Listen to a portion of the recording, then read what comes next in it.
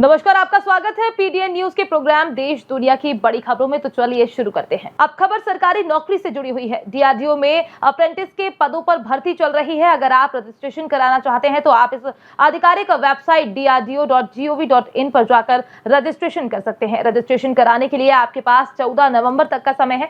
जो भी इंटरेस्टेड है आवेदन कर सकता है। चयन बोर्ड आवेदनों पर गौर करेगा और जरूरी योग्यताओं से प्राप्त अंकों के प्रतिशत के आधार पर उम्मीदवारों को शॉर्टलिस्ट करेगा।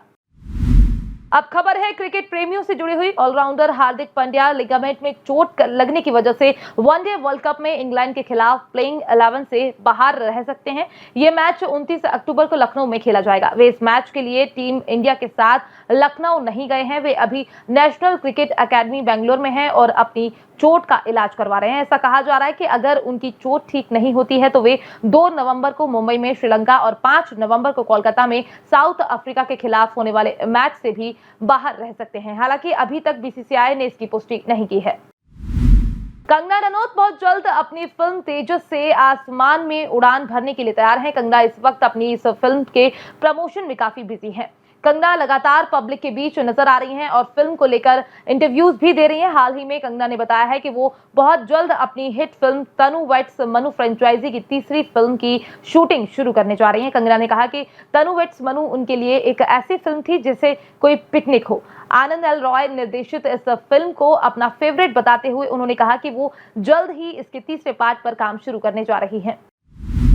जापानी गेम शो ताकेशी कैसल अपने नए सीजन को लेकर लगातार चर्चा में बना हुआ है। शो ने भारत में भी खूब पॉपुलैरिटी बटोरी थी। वहीं अब ताकेशी कैसल 34 सालों बाद एक बार फिर वापसी कर रहा है। 27 अक्टूबर को शो का ट्रेलर जारी कर दिया गया है। ताकेशी कैसल के पिछले सीजन को एक्टर जावेद जाफरी ने होस्ट किया था। वहीं नए सीजन में सोशल मीडिया इन्फ्लुएंसर भुवन बाम कमेंट्री करते नजर आएंगे, जो बीवी की वाइन्स के लिए भी यूट्यूबर की दुनिया में बेहद पॉपुलर हैं। खाड़ी क्षेत्र के देश कतर के एक स्थानीय कोर्ट ने अगस्त 2022 में गिरफ्तार भारतीय नौसेना के 8 पूर्व कर्मियों को फांसी की सजा सुनाई है। कतर के समाचार पत्रों की रिपोर्ट के मुताबिक 8 भारतीयों पर जासूसी के आरोप लगाए गए हैं। भारतीय विदेश मंत्रालय इस बारे में उक्त 8 लोगों के स्वजन से संपर्क में है। सरकार शुरू से ही इस मुद्दे को काफी गंभीरता से ले रही है और उन्हें राजनीतिक तौर पर जो भी मदद संभव है देने की कोशिश जारी है। भारत और कतर के रिश्ते काफी मजबूत रहे हैं और हाल ही के वर्षों में दोनों देशों के बीच कारोबार और रणनीतिक रिश्तों का भी विस्तार देने की कोशिश जारी थी। जिस दिन का राम भक्तों को बेसब्री से इंतजार है, फाइनली वो दिन जल्द ही आने वाला है। जी हाँ, भव्य श्री राम मंदिर में 22 जनवरी को प्राण प्रतिष्ठा का कार्यक्रम होगा। रामलला के विग्रह की प्राण प्रतिष्ठा के अनुष्ठान में प्रधानमंत्री नरेंद्र मोदी के साथ 6500 चुनिंदा अतिथि होंगे। लेकिन इन सभी को रामलला के दर्शन का मौका तभी मिलेगा जब प्रधानमंत्री प्राण प्रतिष्ठा की पूजा करने के बाद वापस लौट जाएंगे। प्राण प्रतिष्ठा समारोह 22 जनवरी को सुबह 9:45 से दोपहर 12:45 तक प्रस्तावित है। आपको बता दें, प्रधानमंत्री इस अनुष्ठान में मुख्य यजमान के रूप में हिस्सा लेंगे।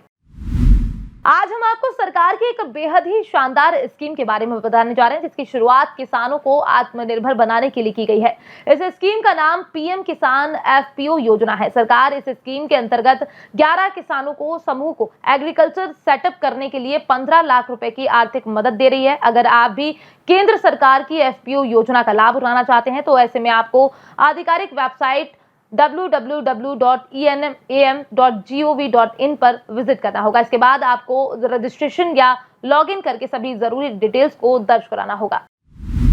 उत्तर प्रदेश पुलिस विभाग ने सभी पुलिस कर्मियों के लिए नया नियम लागू कर दिया है। यह नियम आने वाले 1 नवंबर से लागू हो जाएगा। इसके लिए डीजीपी विजय कुमार ने निर्देश जारी किए हैं। साथ ही सभी पुलिस आयुक्त, एसएसपी और अन्य अधिकारियों को निर्देशों का पालन करने को कहा गया है। डीजीपी विजय कुमार ने सभी पुलिसकर्मियों को निर्देश जारी किए हैं कि बदलते मौसम के अनुसार रात को सभी पुलिसकर्मी सर्दी वाली वर्दी पहने।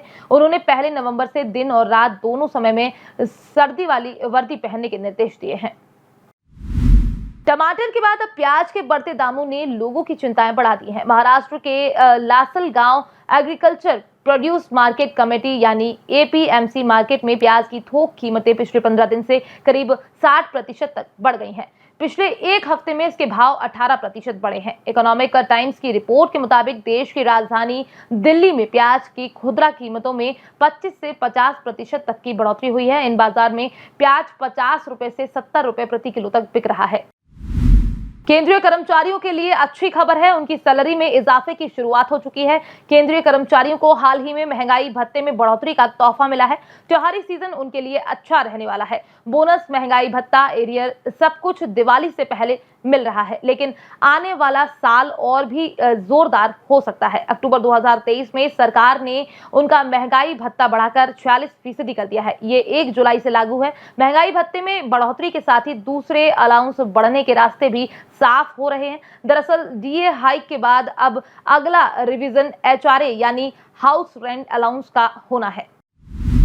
आज के वक्त में एआई का धड़ल्ले से इस्तेमाल हो रहा है, लेकिन गूगल इसे लेकर सतर्क हो गया है। एआई के इस्तेमाल को लेकर गूगल की तरफ से नए नियमों को जारी कर दिया गया है। ये नए नियम डेवलपर्स और एंड्रॉयड ऐप के लिए जल्द लॉन्च हो जाएंगे। इससे ग्राहकों को एंगेजमेंट और यूजर एक्सपीरियंस बढ़ेगा। गूगल ने डेवलपर्स से कहा है कि अपने ऐप में एक फीचर दें जिससे यूजर्स खतरनाक एआई जनरेटेड कंटेंट रिपोर्ट कर पाए। गूगल का कहना है कि नए नियम तय करेंगे कि एआई जनरेटेड कंटेंट लोगों के लिए सुरक्षित है, साथ ही वो अपना फीडबैक दे पाएंगे।